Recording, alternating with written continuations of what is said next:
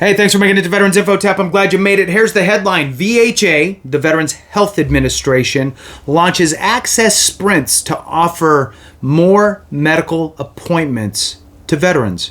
Good. That is some great information. It's a great headline. I want to dive into it with you and see what we can pick out, if we can find any nuggets, and what exactly is access sprints and how is it going to work. So with that, please hit the thumbs up, subscribe, share with a friend, all that good stuff. I really appreciate it. If you want to support the channel in other ways, consider being a member. Helps me to find you quicker in the comments. You can do that by going to the home page. You will see highlighted members and a join button. You can do that there. Thank you so much to all you members, and let's jump into it. The Veterans Health Administration is looking to raise workforce productivity after a record year of hiring and increase the number of healthcare appointments available to patients. Good. So here's a quotation. We now have the end strength to be able to increase productivity across the system and provide more care out of the direct care system. VA Undersecretary for Health, Sharif Ellenhall, told reporters in a briefing on Monday. VHA, again, the Veterans Health Administration, hired more than 61,000 employees last year, far exceeding some of its workforce goals for fiscal 23.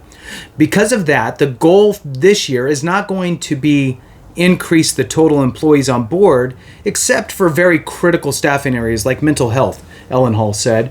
But pretty much for every other category of staff that we have, we think that we have what we need to meet the demand. It's on us to increase productivity, commiserate, whatever, with our staffing level to make sure that we are able to provide accessible care. Good. Work on it, please. All right. But to keep up with the unprecedented growth in demand for VA healthcare under the PACT Act, VHA is running access sprints to increase appointment availability across 3 areas of care: cardiology, mental health, and gastro are the 3. So interesting. Ellenhall said VHA is expanding access to appointments in these areas by offering night and weekend clinics, and by increasing the number of veterans that each VA provider sees for appointments. Okay, so be prepared for shorter time frame, less bedside manner, get you in, get you out with your VA provider is what that sounds like to me, because it looks like it says here, by increasing the number of veterans that each VA provider sees for appointments. Now, in addition, they're also looking to do those night and weekend clinics. Curious what that's going to look like. Let's move on here. Across the board, we've seen increases in the number of appointments delivered. Good. Ellenhall said VHA saw pretty consistent increases week to week for mental health care appointments in December 2023 and January 2024. However, wait times for mental health care appointments, depending on the location, have either held steady at about 21 to 22 days or increased. What that means is at the same rate that we've been able to deliver more appointments is the same rate that even more demand for care and mental health has also increased, Ellenhall said. VHA, he added, is looking at ways to boost employee productivity while also avoiding burnout among its ranks, which is obviously a very important factor. Burnout is a real thing, and you really have to monitor that, because as soon as you get 1 or 2 people leaving, then others have to compensate for that lost headcount, and then they get burned out, and then they leave, and then it becomes this downward spiral. So I know that they had run into that in the past by doing all the mandatory overtime, especially on the VBA side. So, lessons learned, and hopefully they can make some appropriate, recommendations on how to manage that. So another quotation here: some things won't be sustainable because we're basically just putting more appointments into the same clinics. And in some cases, we've been able to increase staff. In some cases, we've had level staff. And so our question becomes, what's sustainable for the end? Frontline worker who has to bear that increased load, and we're still figuring that out. he said. VA saw record hiring for mental health clinicians in fiscal year 2023. The agency hired more than 4,200 mental health clinicians from outside the VA healthcare system. Those include more than 670 psychologists and more than 350 psychiatrists, and more than 1,400 mental health social workers. Overall, the American healthcare system does not have enough mental health clinicians, which is why we're trying to do a lot of work in building that pipeline, Ellen Hall said. VHA, under the PACT Act, is specifically prioritizing mental health staffing in rural areas. We know that, in particular, mental health hiring has to be a priority, Ellen Hall said. In an urban area, you often have many options for that community care backstop.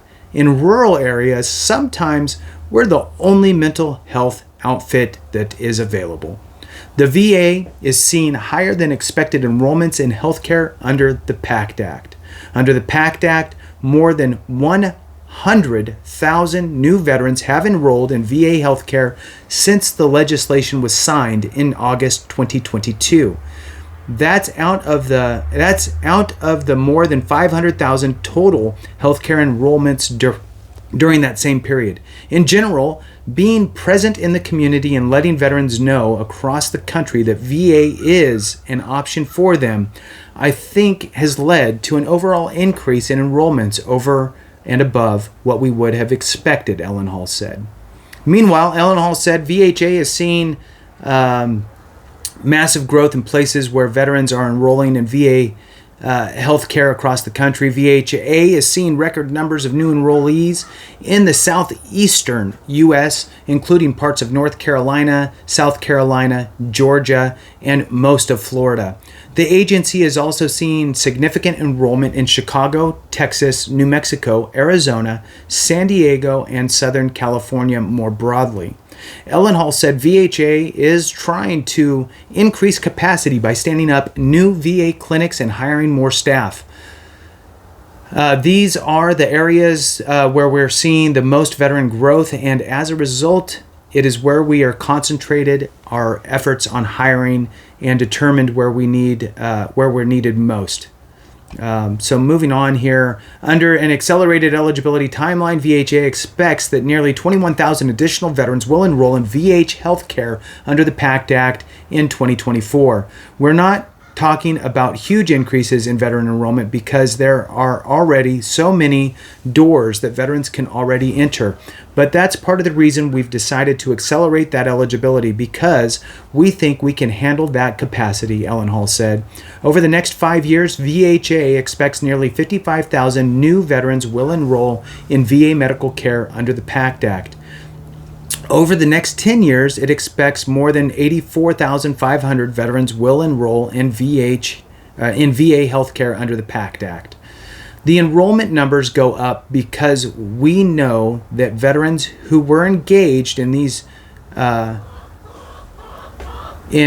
theaters of deployment, these theaters of war, will likely have an escalating need for healthcare as they age, which is very true, right? The older we get, the more we need. Regarding healthcare, many people wait until there's no other resources, they can't do it themselves, and then they'll reach out for these types of resources and so forth. So with that, wanted to bring you up to speed. Thank you so much for watching. I appreciate you. Have a great one. And remember, if we don't take care of each other, something went wrong.